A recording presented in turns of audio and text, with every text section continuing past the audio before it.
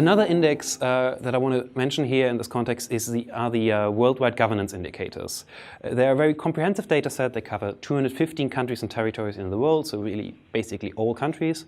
They're available from 1996, 1998, 2000, 2002, and all the years since 2002, essentially.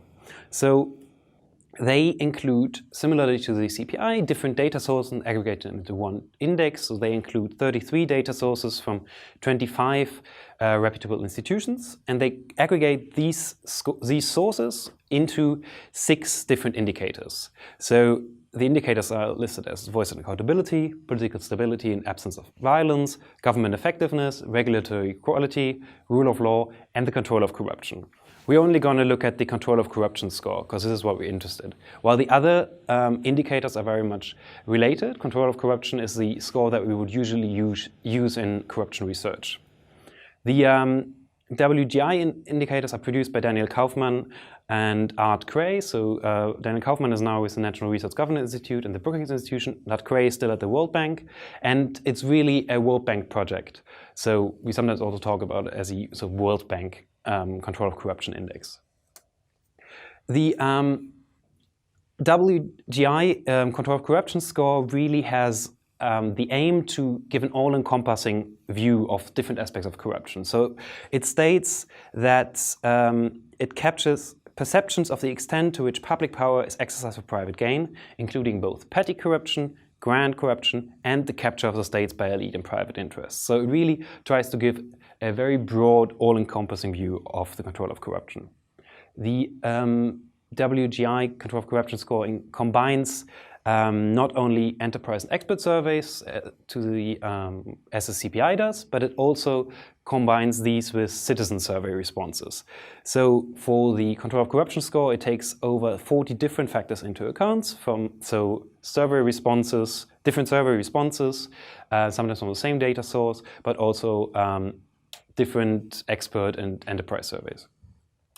The methodology of the control of corruption score is consistent over time, so this makes it possible to actually look at trends in the data.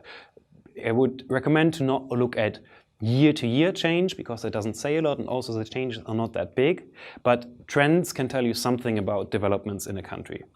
The results are actually, in the end, fairly comparable to the CPI, but a little bit more consistent. Just also to give you an idea, here's a map of the WGI's control of corruption scores from 2016. As if you see it, like the color scheme is obviously different, but the results are fairly similar. What we see with the worldwide governance indicators is obviously sort of similar problems with these that we also see with the CPI. Though the changes that we do see, they actually don't reflect changes in the country, but rather changes in the underlying data. So we don't really know what does this tell us about developments within a country. We can sort of take inference on it, and we can take assumptions if we use it to compare different countries and if we use it to compare time trends. But in the end, these are expert assessments, and they also have expert biases. So we have to be careful in the conclusions that we draw from these indices. If you look at the different worldwide governance indicators, the dimensions of it and the different indicators which are included, they very much correlate. So please don't use them in the same regression analysis, for example, but really you have to question how were these different indicators divided up. The theoretical underpinnings under these concepts aren't entirely clear, and in a way it sometimes seems like they just took all the different data sources that they could find that relate to corruption and correlated them. In a way, this is good, because it's much more exact than taking just one indicator into account.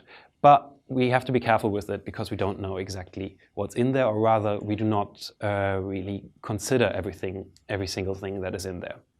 Still, if you compare the CPI and especially the worldwide governance indicator on the control of corruption, it's still better to use these than just to use one individual expert score. Because here, while we know sort of a little bit more about the methodology that one expert used, we are very much reliant on one expert assessment or one index. And here, at least, we try and mitigate these biases by combining these different scores.